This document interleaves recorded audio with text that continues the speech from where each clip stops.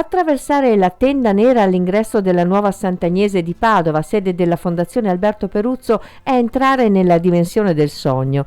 Varcato l'ingresso dell'antica chiesa di impianto romanico, si entra infatti nella dimensione dell'inconscio con l'installazione onirica, opera audiovisiva del collettivo Fuse, insieme di artisti che hanno rappresentato in una videoinstallazione immersiva la capacità creativa della mente umana durante il sonno.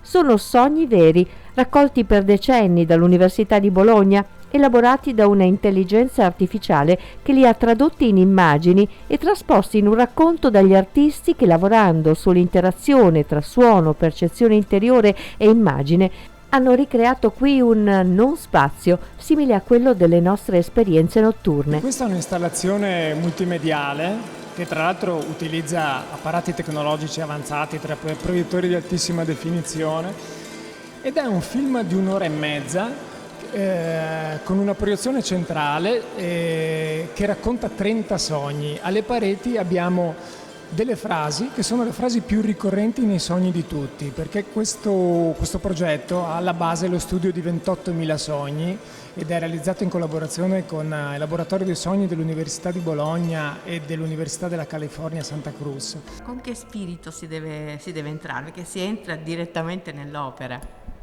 Sì, allora questo è un luogo particolare, no? La nuova Sant'Agnese, ex chiesa di Sant'Agnese, è un luogo particolare perché si trovano testimonianze di numerose epoche storiche e anche di storia dell'arte. Andiamo dai frammenti d'affresco del Trecento, la navata del XII secolo, troviamo opere di arte moderna e contemporanea, e proprio la sfida è questa, no? Per noi lo slogan sarà abusato, ma per noi è vero, l'arte è sempre stata contemporanea. Con Fuse abbiamo messo in piedi questa performance che indaga in realtà i sogni, ma in fondo l'animo dell'uomo. È un esercizio importante, sfidante e che a me affascina molto, che in realtà racchiude un po' il mio percorso. Questo è un luogo dove ho ritenuto di certo mettere le mie opere, alcune delle mie opere, ma mettere al centro, come dire, la passione e tutto quello che l'uomo, insomma, nei suoi percorsi professionali, di vita, familiari, attraversa durante la vita, ecco. Quindi credo che questo diventi un luogo, io lo chiamo sempre un luogo metafisico, dove poter, come dire, portare sempre al centro dell'attenzione tutte le nostre passioni, le nostre paure, i nostri sogni, appunto, il nostro futuro.